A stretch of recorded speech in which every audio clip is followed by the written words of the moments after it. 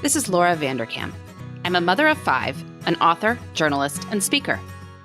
And this is Sarah Hart-Unger. I'm a mother of 3, a practicing physician, and blogger on the side. We are 2 working parents who love our careers and our families. Welcome to Best of Both Worlds. Here we talk about how real women manage work, family, and time for fun. From figuring out childcare to mapping out long-term career goals, we want you to get the most out of life. Welcome to Best of Both Worlds. This is Laura. This is episode 263, which is airing in mid-August of 2022. Sarah is going to be interviewing elder care expert Lauren Smith. This is definitely a topic we have had requested a lot. I mean, probably because it is so universal, right, Sarah? I mean, obviously, we are all going to grow older at some point, but I know many of our listeners are more immediately dealing with this with parents and in-laws who are getting older and may be requiring some decisions to be made, and how you navigate that process, right? Yeah, I mean, I would say not everybody experiences this because unfortunately, some people might have, been estranged from their family or had family that passes early or something like that. But most of us have to kind of go through this and see our older loved ones go through different stages of independence or medical complexities, et cetera. And I definitely don't consider myself an expert yet, especially because I don't feel like I've hit the part where things really kind of heat up and become difficult. But I certainly think about it a lot and what that might look like in the future. Yeah. I mean, because your parents and in-laws are all still living independently. I mean, maybe with some minor assistance here and there, but mostly independently, right? Yeah. Yes, very much so. My father-in-law is still working, actually, still doing surgery. So super active there. And my parents are long retired, but very much independent, still traveling, still enjoying life, etc. And both, I'd say, have been really vocal and thoughtful about what they want for their future. I'm not going to share, their exact plans or anything like that. But one set has thought about doing like a kind of like a retirement community where you kind of like pay in and then you are guaranteed different levels of care if you need them.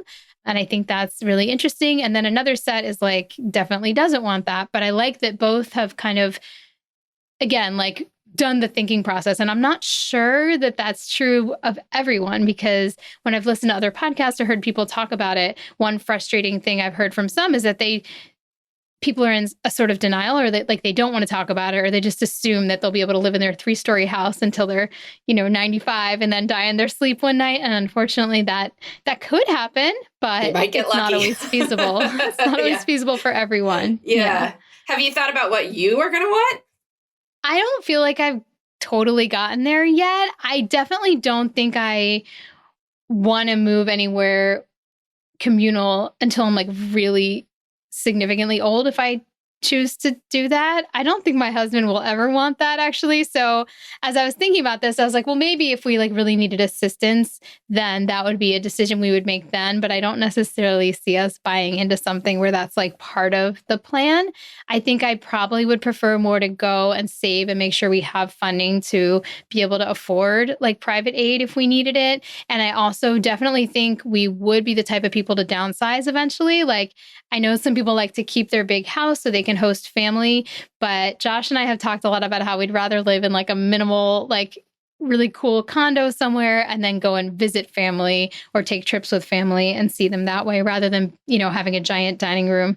But who knows? Things could change. That's just, where I am at this juncture. Yeah, it's I haven't really thought about it personally for me that much. I will say that our old house was just down the street from a retirement community that had a lot of, townhomes and like, semi-detached smaller houses, but, that a retired couple would live in, and then a central facility. So as people needed more assistance, they could move into there. And particularly when you're still in the sort of independent stages of it, it has a very camp-like atmosphere to it. I mean, you can eat, one meal a day or whatever in the dining hall if you want. So if you want to just always have a social dinner, that's an option for you, right? Or 2 meals a day, you go there for breakfast in the morning and all sorts of activities. Obviously, this is a very different sort of thing during 2 years of COVID, but when, things gotten more back to where they were and certainly were before that. They have tons of activities. They have a, communal garden that people are working in and whatever else. So I'll just throw it out there that when we talk about the senior living, I think we're often thinking of like it's kind of depressing, but like, I think it could be a fun few years too. If you were, if you enjoyed summer camp as a kid, I think there are actually some really, really serious similarities to that. My grandparents, who have since passed, lived in a community like that in Florida for many years, actually not far from where I live now. I mean, I'm in South Florida like this. There's like, and yes, very much summer camp, very much its own little universe. Like they had like a, I don't know, I feel like my grandfather always had like political positions on their little board. And like my grandmother would like play her, tennis games or whatever, golf games. And no, you're right. There's some lovely things about those types of places. And it didn't feel like, what we conceive of as like a nursing home, but it wasn't one. It didn't have that level, I don't think, of like assisted living. Yeah. Well, I think, the ones that have it's the gradations, right? So you can be there. And then if like you need it earlier than your spouse, like your spouse can still be in their house and you're like in there, Yes. it's just, it's thinking through the process and, knowing that it ends for all of us eventually, like, how can you still, stretch out sort of the fun and the independent living before then. So, I don't know. It's something to think about, but, yeah, so we'll hear more about elder care here with Lauren Smith. So let's go ahead and dive into that. All right. I am so excited to welcome gerontologist Lauren Smith to the podcast. Lauren, go ahead and introduce yourself and tell everybody a little bit about your background. Yeah, thanks for having me. I'm so excited to be here. My name is Lauren Smith. As Sarah said, I am a gerontologist and a licensed nursing home administrator. I've operated facilities in Oregon and Colorado. And then one of my other passions and a place where I actually ended up pivoting in my career is emergency management. So about 4 years ago, I ended up making a transition to being an emergency management consultant. And so I now work remotely for the best company in the world, All Clear Emergency Management Group. My CEO, Jenny Schwartzer, is an avid Best of Both Worlds listener, so she'll be happy to hear the shout out. But like I said, work remotely. I have some travel that's kind of interspersed, and I love it so much. And I guess a little about me personally is I have 3 kids. Helen, who is 8, Will, who is 6, and Benny, who is 3. And my husband, Caleb, and I have been married for 9 years this coming August. We've had lots of transitions, like pretty major transitions, pretty much the entirety of our marriage. So we've had marriage, we've had deployments, we've had cross-country moves on 3 different occasions. My youngest son was born with a pretty significant medical condition. And then we've had job transitions. So, yeah, we sort of just have had a lot of different experiences over the last few years. So that's a little bit about me. Sounds like a very full career and life. For those of us like me who are uneducated, what does gerontologist training look like? Like, what does that actually mean? Yeah. So I was sort of an odd duck when I was younger. And from like the 4th grade, I knew that I wanted to be a nursing home administrator, like very young. And what that meant for me is I wanted to learn about older adults. And then I wanted to be someone who was an advocate for them. And I saw the place that the biggest need was in nursing home administration. So I ended up actually getting my gerontology degree, my master's degree, which is the study of older adults from Miami University of Ohio. So I went there, got my master's, and then ended up working towards getting my licensure for nursing home administration through an AIT program that I did in Kentucky. And then there's a national exam that you have to take, and then each state has different exams that you have to do. So a gerontologist does not necessarily mean that they are all nursing home administrators.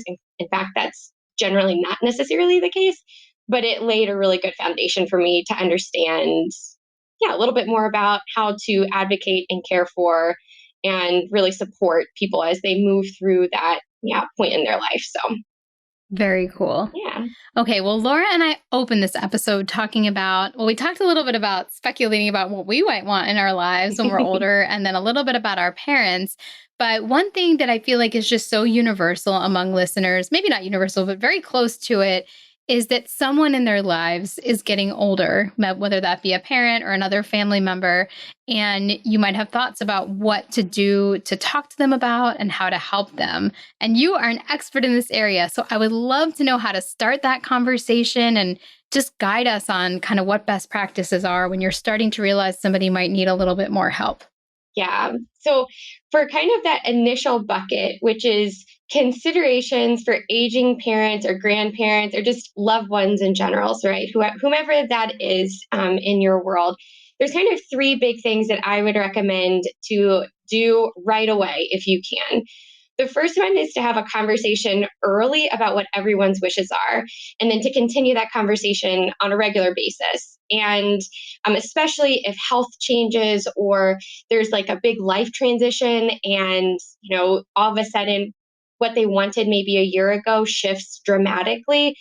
Having that conversation early and often, I think, is important. And there's never a point where it's like, well, I'm in my mid 20s or I'm in my mid 30s. And I think that it's maybe not the most comfortable conversation to have, but the key thing that I said at the beginning was everyone's wishes, because it's not just the discussion with your parent or your loved one about what it is that they would like. It's you having the opportunity to set some boundaries as well for yourself about what you think you might be able to handle and what you don't want to handle. And this kind of goes anywhere from financial management to healthcare management. Who's going to mow the lawn if all of a sudden someone isn't physically able to do that? And kind of all the way down the list. When you think about having that type of conversation about what people want and what their wishes are, what their life might look like as they're aging, you really have to kind of take a step back and think about what's everything that goes into making their life work right now and everything that goes into my life, and how can we balance, and or what are the resources that we need to support that if you can't do it. And a big thing I like to really encourage is that aging parents does not and should not mean an indispensable child. And so, like, you as an adult child or as an adult grandchild or whatever the role is, right? Just because someone is getting older doesn't mean that you have to drop everything and be there for them. Similarly to with our kids, as they start to get older, we're able to set a little bit better boundaries with them about what we can and can't do. And I think the same thing is for anybody who's maybe starting that kind of aging transition. And then the next thing is you have the conversation and then you need to document it. And that is more than just, personally, I can speak to this like with my parents. We've had this conversation pretty frequently because I just really want to understand what their wishes are. And I want to make sure that I'm being respectful and mindful of how they want to be kind of handled, their assets, them as individuals, and their finances. And so documenting that, sometimes we have these informal conversations, but they also have a will and durable powers of attorney and healthcare power of attorney. And I know kind of where all of those things live and whatnot. But making sure that they're documented is a safeguard, not just for them, but for you as well. Especially working in nursing homes, I have seen families as they transition, into long-term care and having to navigate this sometimes pretty significant shift from a healthcare need. And then money comes into the conversation, and family members who maybe didn't have big opinions all of a sudden really want a seat at the table. And if something's not documented, then there are next of kin issues and who is the appropriate person to be at the table. Maybe everybody, maybe no one. But if it's not documented, it can become a really stressful thing to navigate. It's already stressful kind of in and of itself. But if you've got it down ahead of time, then it does help to take a little bit off of your plate as well, because then you aren't trying to interpret or sort of, I don't know, battle it out with like a family member or something, or some rando person that comes out of the woodworks. You have something you can rely on. But that's like the second one. And I have two questions related to all that. Absolutely, Okay, go for the it. first is, I love your thought in the beginning when you were talking about like kind of going through life activities and talking how you are going to handle each of them.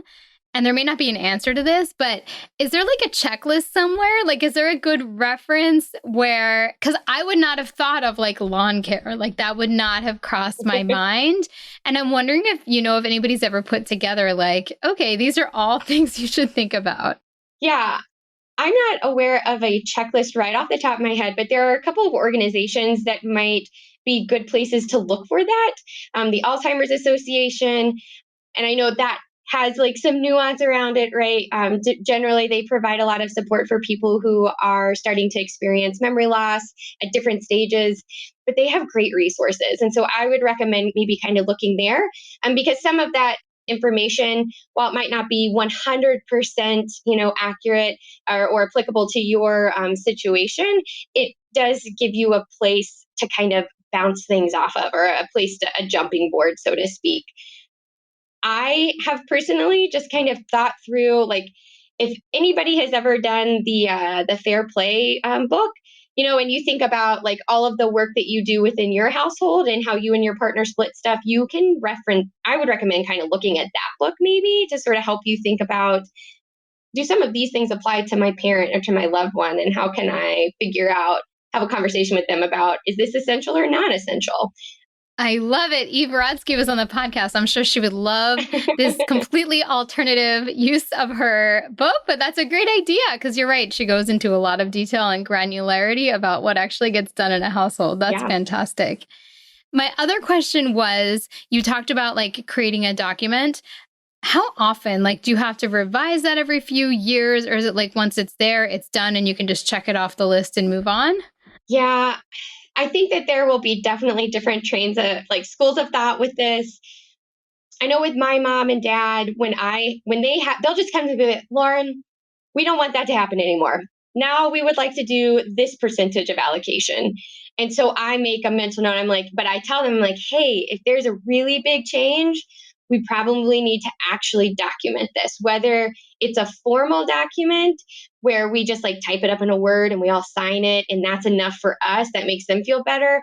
Or if it has larger ramifications like guardianship issues, if there are some changes like with how you want to be cared for medically, those are things that I would say, like, if that's in black and white and you have a shift, I would recommend to speak to an attorney or talk to someone in your community who might be able to help you kind of navigate that. I'm not an expert there, so I don't want to give any kind of like legal advice, but I would really recommend to consider getting legal documents updated if there is the chance that there could be something interpreted differently than how you are than the current wish that you have. So that might be a little nuanced for the individual. Got it. All right, we're going to take a very quick break and we'll be back with some practical tips and then some discussion about resiliency and care for oneself.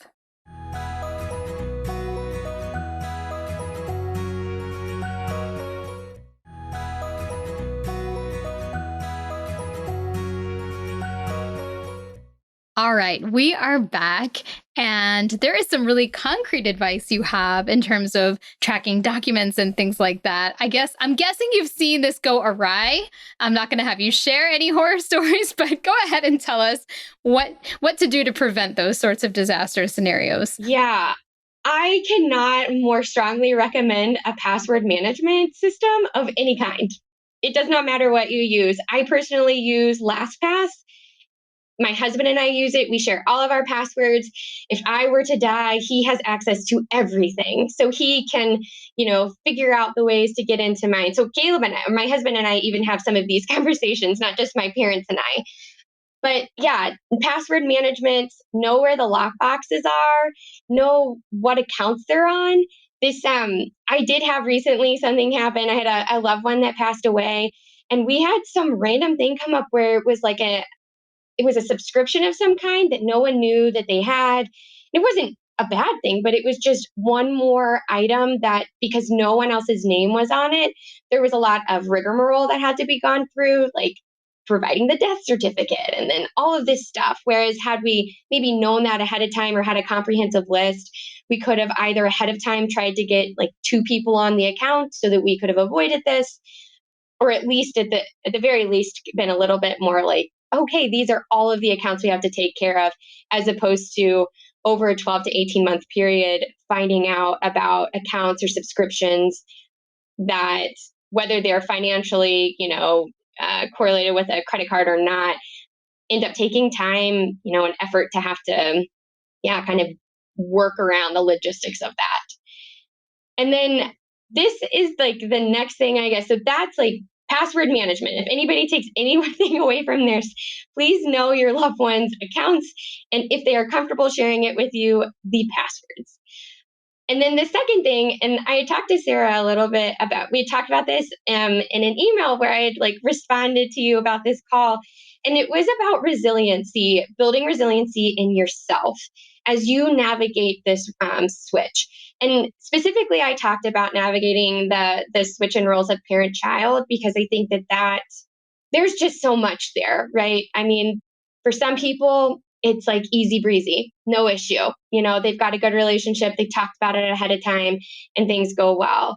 For others, I'd say the majority of people, this is one of those really significant milestones in someone's life that they go through that generally has a lot of stress around it.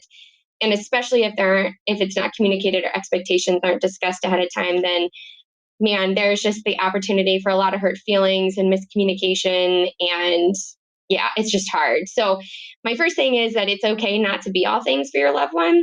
I know that you and Laura talk a lot about how like we can't always be everything for our kids or for our spouse, and outsourcing is really important. Well, outsourcing is just as important with this transition too. And so you identify what I was talking to my husband about this because we were thinking about it, and I was like, I would really recommend for people to consider what all of the things they think that they could be for their parent or for their loved one, and to take that and cut it in half. And you might be able to do that much, maybe.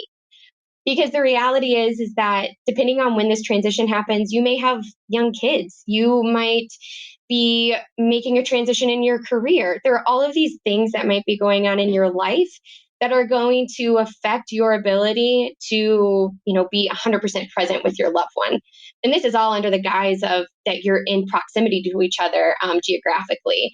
There's lots of other things to take into account if you are not geographically close to one another. And that's another expectation to discuss. How frequently will you see each other or not? And understanding, I think some things that can help you with not being all things is knowing what your loved one's network is. So they might have friends who want to help. They might already be involved with the YMCA, and maybe the Y has a bunch of stuff that they want to help you with or something, or the local JCC. I mean, there are all of these community networks that potentially could offer some help so that you don't have to be everything. And I would be remiss if I didn't recommend that in choosing to not be all things for your loved one, sometimes that you need some help navigating that. And I really just recommend maybe finding a good therapist or a counselor to kind of talk through this with. I love therapy. I'm a huge fan of it. I go to see my Dr. Pay once a week, and she's the best thing in the world. And I just, all of these things can be really, I think that you'll need support, not just your loved one, but you will too. And because it's a huge transition. Yeah. I mean, it's like you are almost going through some of the same stages almost in reverse as when you are having kids, and the change in your role and things about guilt and shame and digging up past feelings that might be present, and then conflict with siblings. So yes, I can see how this would be, especially if things happen quickly or suddenly, something that is mired in a lot of distress, and that support would be super helpful. I was also going to say, just like with the outsourcing conversation with our kids, sometimes it's important to be like, what could anybody do? And like, what am I uniquely suited to do? Like, maybe I don't need to do my parents' laundry or like clean for them, but I want to go to their doctor's appointment so I can help them understand their plan of care. I mean, that's just an example.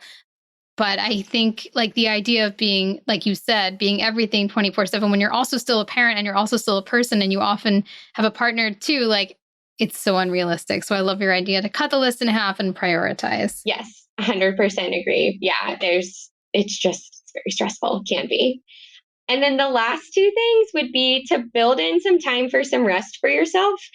I hear people saying this all the time, right? As like a parent, as a woman who's a full-time worker and full-time mom and full-time for lots of other roles too in my life. I hear people tell me, well, you just need to build in some rest time. And I'm like, really? Well, where's that actually going to fit? Can you help me identify that? But I have actually started building in like 4 or 5 hours of like self-care time every month. And I would really recommend to do that for this too, especially if you end up choosing to take on more of a full-time caregiver role.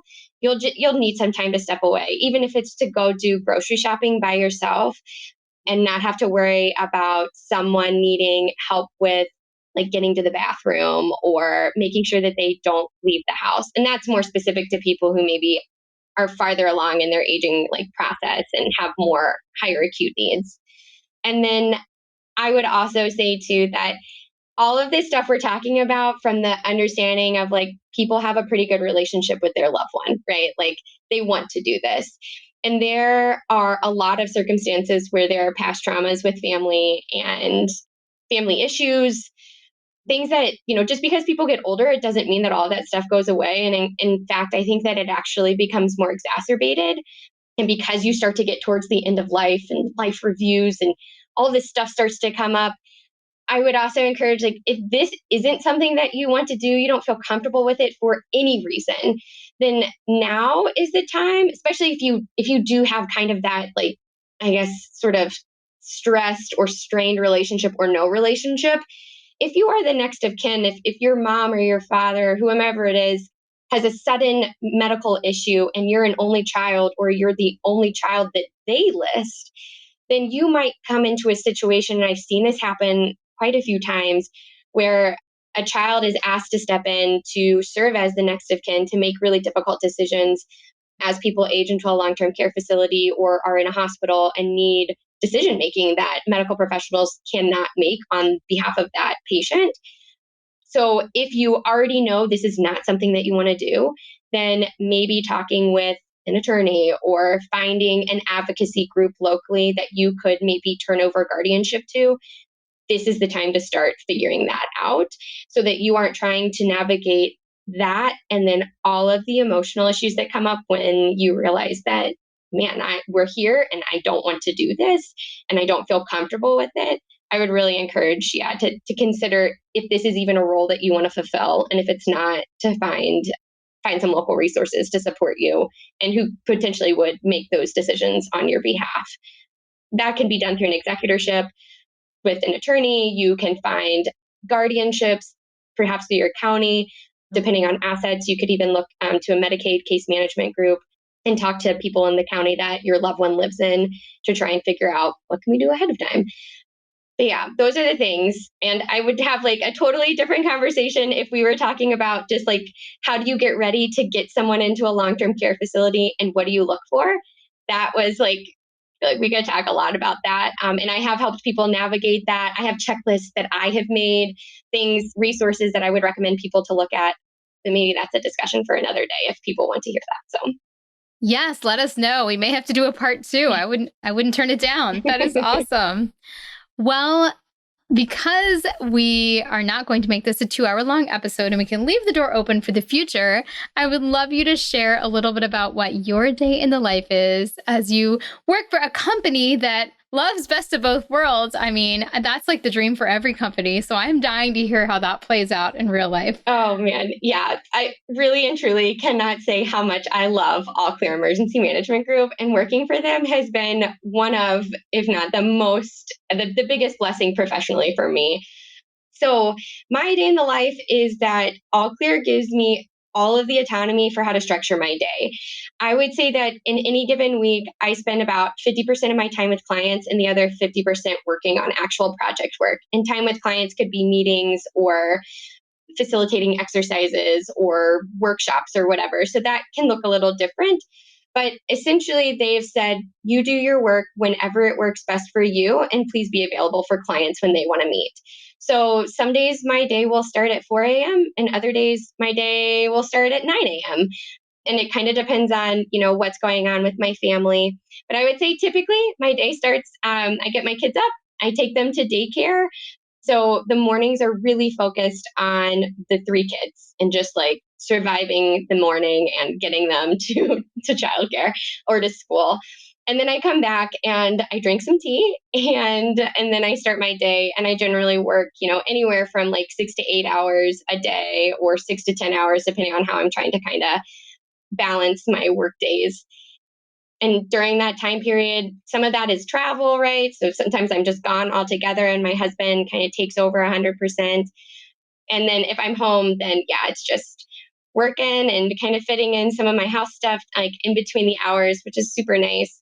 And generally work stops for me around like 4:30 or so. My husband gets home. We generally get to spend some time together. We might go for a bike ride or might just like watch some TV together and talk about like how our days were. And then normally start dinner and he goes and picks up the kids. They come home, we eat dinner. The kids generally don't like anything that we've made, which is fine. I've started trying to mimic a little bit of what Laura does with the having like themes for each day. So last night was breakfast night. It was a Wednesday, and the kids actually ate everything. So that was great. Yay! And then I normally clean up. My husband does bath time. We do bedtime, and then we generally have maybe like an hour to 2 hours where we can hang out. We can exercise, watch a show or watch a movie. And that's pretty much our day. Like it doesn't differ too far from that. We intentionally don't do activities during the week because I just cannot handle it. We don't have animals. We don't do activities. I like look at your schedule, Sarah, and I'm just in awe. I'm like, wow, one day Yeah, but I maybe have I'll like do a it. third parent helping me basically because I'm serious. I mean, people don't realize that. Like, I'm not usually driving them. I'm like at work and I come home and then the kid comes home and it's like I wouldn't have even known better. So, well, your kids are similar age to mine, I guess, right? 9. And then what's the other two? Yeah, 8, 6, and 3. So like 8, 6, and 3. Okay. So like you may see it multiply in the next couple of years. We'll see. Yeah, no, for sure. They keep asking for stuff and I'm like, oh, you go to daycare. We pay a lot of money for daycare. So I feel like that's the activity, Well, that is kind of an activity. I'm sure they do a lot while they're there. They so do. that kind of Yeah. counts. And then love of the week. I'm going to let you go first so I can decide on what mine's going to be because I wasn't ready. No, you're good. Well, I thought about this and I have two. So one is school related because school is just around the corner. And I'll just forever be grateful for this school toolbox. So our school does that. I know you guys have talked about it a little bit too.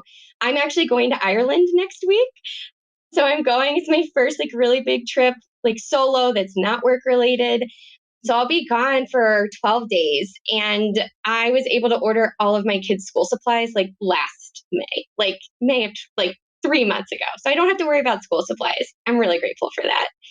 And the second thing would be the one thing that I know I can rely on every day that I just like brings me joy, fills my cup, is my husband makes both of us a cup of tea in the morning. And we use, it's called bee pollen tea from Old Barrel Tea Company. And it smells like birthday cake.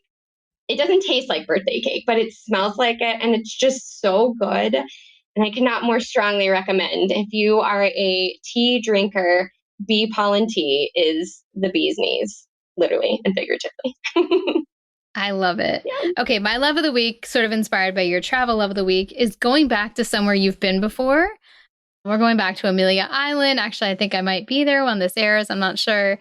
But it's just really comforting to go somewhere where you already know the landscape, the restaurants, and it's like unfamiliar but familiar at the same time. So I'm super excited for that. That is my love of the week. Awesome. Well, thank you so much for coming on, Lauren. This is incredibly useful. And I mean, I think this is one of those episodes we're going to have to like refer to anytime people ask this question and just like, provide it as a resource. So really, thank you so much for volunteering your time and for coming on today. Yeah, thanks so much for having me. So our question this week comes from a listener who is asking about how to motivate yourself to tackle unappealing non-work tasks that are not urgent. So this listener has a handful of one-time tasks on my to-do list that I find boring, unpleasant, or time-consuming. I see them on my calendar, which functions as my to-do list, and then I conveniently run out of time for these tasks and reschedule them to an arbitrary future date because, of course, they don't absolutely have to be done at any given moment. So she says, do you have a strategy for completing them? She listens to our podcasts, and she says she once heard me say that if you've gone that long without completing them, maybe they're not that important. But she says, I can't help but feel pressured to complete them on my days off, particularly since I am working a part-time schedule. So, Sarah, I mean, I guess you were trying to think of what are these tasks? I mean, it helps to think like, what is this? What is she talking about? In order to think through this, I was like, what would be a non-appealing, non-urgent, non-work task? And I came up with a few examples with different aspects because this helps me think through it. One might be to get the car washed. One might be to do some sort of somewhat fun but somewhat boring home improvement, like get new window shades. And one might be like estate planning, which, given our topic of this episode. Yes, very topical. Probably a little bit more important long-term, but very unpleasant and boring, at least for me. Sorry for the estate planning lawyers out there who are insulted. We are so glad you love doing it, but from my perspective, not the most fun. And I guess I would attack this with a little bit like of a matrix. Like, what are the benefits of doing it? What are the consequences of not doing it? And then putting those two things together, is doing it worth the cost of your time that you have to devote? And I do think most tasks, if you ask yourself those three questions, are going to help you decide whether it belongs in your calendar at all. And I would argue that if it does belong in your calendar and you've scheduled it, that you should work on, if you actually have time blocked off and you don't have some reason that you're tired or something came up, on like working on your integrity with yourself, that if you've decided it's important, to try to do it. Now, breaking things up into smaller, less unappealing tasks might really help. So maybe it's the estate planning one, and every time you see it, you're like, oh my God, I don't even know where to start. Like, this is so boring. This is so intimidating. And so maybe sitting there and being like, okay, what's just like the one next step might be like, text the listserv in the neighborhood to see if anybody has a good estate planner. And that's like the whole task. And you block just that non-intimidating task into your calendar. I think you'd be less likely to be like, push it forward than if it just says, figure out estate planning, which is incredibly intimidating and boring sounding to me. Yes. What do you think? Yeah, I'm a big fan of bribery as well. Once you have put those things, and you're like, once you take that step, being like, I deserve special things now as a way. But I've been, I kind of at different points when I'm feeling like there's a lot of things that I do need to get to, would start creating, what David Allen calls a someday maybe list. And it would be specifically focused on these sort of non-urgent, non-work tasks. And then try to assign yourself like one a week. So going through that list, right, I'm not going to try to do all of it. I'm not holding myself to all of it. I'm not, feeling bad that I'm not doing all of it. I'm going to choose one. So when you're doing your Friday planning, choose one, put it on the calendar for the week at a certain time. And ideally, it's something that you can, in fact, put at a specific time. So for a while, I was behind on a great many different appointments that needed to happen, like getting my eyes checked and whatever. So those could become appointments, right? Like I would there on Friday call the eye doctor and make an appointment, and then it's on the calendar. And then you presumably, if you have an eye appointment on the calendar, you will go to it. I mean, maybe you don't, but I feel like most people can get their heads around doing something like that once it is on the calendar and is an appointment for a specific time. And, you could see if you can structure other things to be that way too. So, if you're doing a lot of home projects, for instance, maybe you have a designer you're working with. And so making an appointment with her at the window place is going to increase the chances that you show up and do it, right? And you're going to feel bad if you don't just make the decision and buy it, because you then wasted the time that you're paying for with hers. So I think there's ways you can kind of nudge that forward, but it helps to make a list of the tasks and then sort of stretch them out. And because I think one a week is doable, try to do 10 a week is just going to make you feel bad. Totally agree.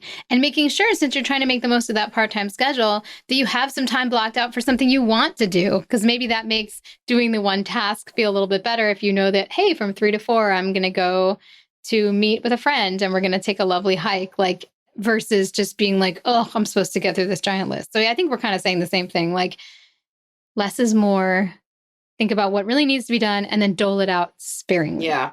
You are far better doing 10 things one at a time over 10 weeks than aiming for 10 this week, doing none of them, pushing them forward to the next week, aiming to do 10, doing none of them, pushing them forward to the next. It's one universe they get done and the other they don't. So better to have some patience and stretch it out.